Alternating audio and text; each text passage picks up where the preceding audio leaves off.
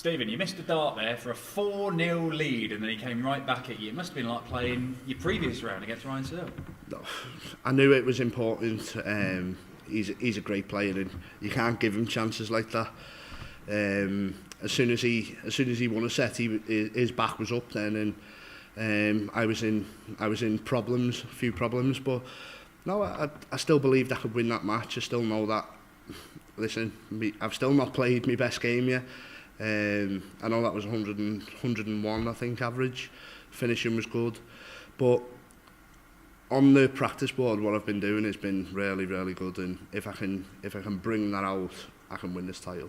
Well, as somebody who knows what it takes to win major titles from your days in the BDO, getting better as the tournament goes on is important, and you've been doing that at this year's World Championship. No, and the main thing for me was pushing myself back into up the rankings and back into the top 16 or wherever I am now. I don't know where I am, but just keep doing what I'm doing. 100,000 on the rankings isn't bad, and listen, I'm after that big carrot at the end, the $500,000. I'd love to be another world champion again, and it's a big statement, but there's 4 players left in tomorrow, and I'm one of them.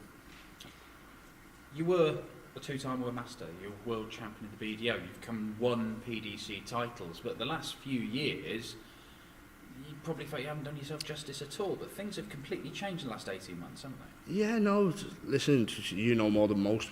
I sat down with Target, we developed this new dart, and I've said it all along, I believe these are the darts that are going to take me to the next level. On the practice board, I'm phenomenal with them. I'm hitting a lot of 180s, but the massive finishes. The big fish today was a big turning point in that match, hitting that, and the confidence that obviously gives you as well on the TV. It's amazing, and I've just got to keep believing in what I'm doing. I'm loving darts at the minute, and I can't wait now to have a relaxed tonight, chill out. I don't even know what time the game's on tomorrow, but just chill tonight and get ready for tomorrow. It's 5 years since we last saw you in a big TV semi-final in PDC darts, but you were saying from more than a year ago now, I'm playing brilliantly. This sort of thing is coming, and it's finally been proven right. It's got to feel so good, isn't it? Yeah, no, I knew it was coming.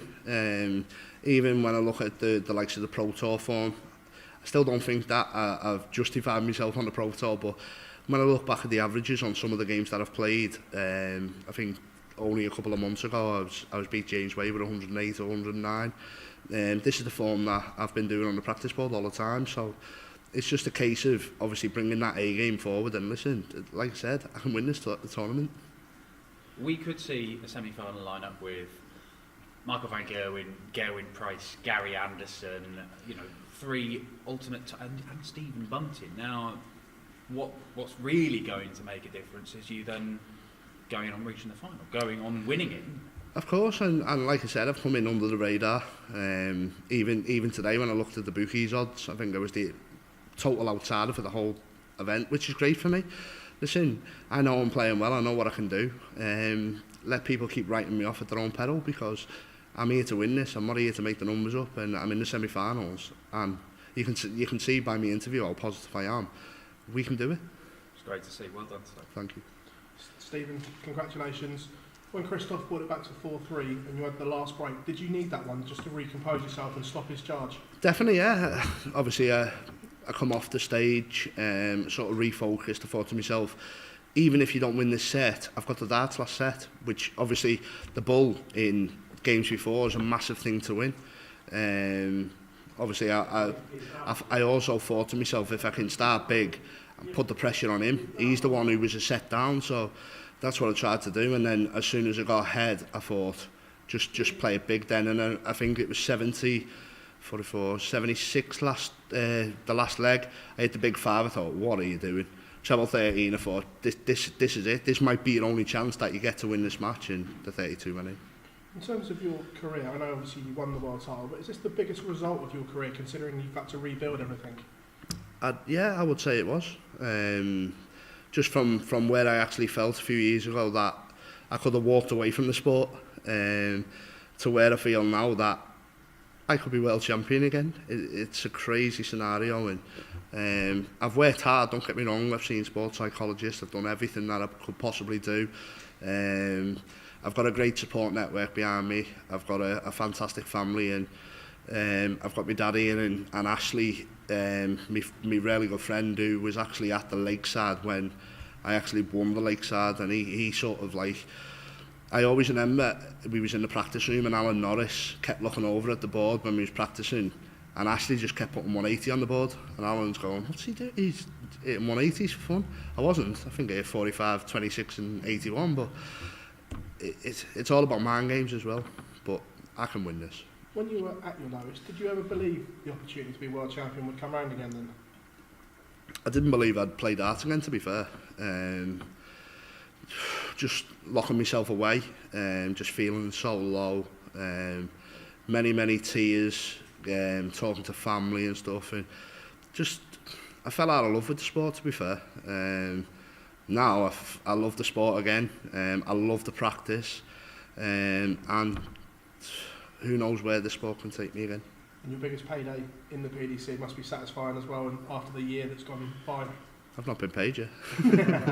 No, it's massive, and like I said, it's all about pushing myself back up that ranking. I think I dropped to 26. I believe I'm a lot better than that. It was probably a kick up the backside that I dropped all that way, and listen, I'm here, I'm fighting, and I want to be in the top 10. Stephen, congratulations, man. Thank you. Stephen, congratulations. Thank you. I've spoken to you a couple of times and you've been in tears where you've been so low. And what was the turning point? What was it, the sports psychologist, or did something inside switch?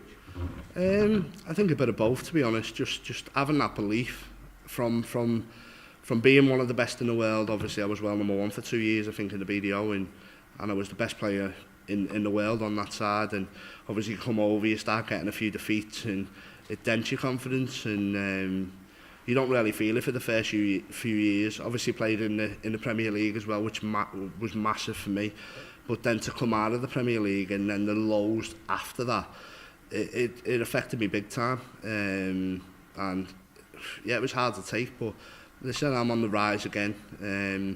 I want to be back in the Premier League and stuff like that, and if I keep doing what I'm doing, it can't be far away. You've also had a tough year this year, not only what we know about you had COVID and you've missed the Grand Prix and whatever, you've had to go out on your own without management, so it's been a complete rebuilding process. This must be particularly satisfying for you to be sitting here now thinking, I've done this and I've got this far on my own. Definitely, yeah. Listen, John and Jackie did massive work for me, and I wish them well in the future. They're still good friends of mine, but at the time, obviously with the COVID and everything else, it was the right decision to make. I feel I'm on my own now. I can do my own things. I don't need to answer to anyone. So, was it the right decision? Yeah, definitely. And I'm reaping the benefits now, and I'll continue to rise. And you think you can pick up a trophy like your hero, Mr. Klopp? I'd love nothing more than to win this World Championship. It's something that I dreamed of all my life, to win the Lakeside, and even then, I've dreamt to win this title, and obviously if I can add that into my trophy cabinet, I'll be really happy. Thank you very much, Stephen. Thank you. Stephen, you talked there about going out and doing it on your own. Is there more or less pressure because it's just yourself in there for you? I think there's a lot less pressure. I can do my own thing. I've got no one to answer to. If it goes wrong, there's only myself to blame. So, yeah, I think, like I said, it's all down to me now. I need to do the right things at the right times, and good things will come.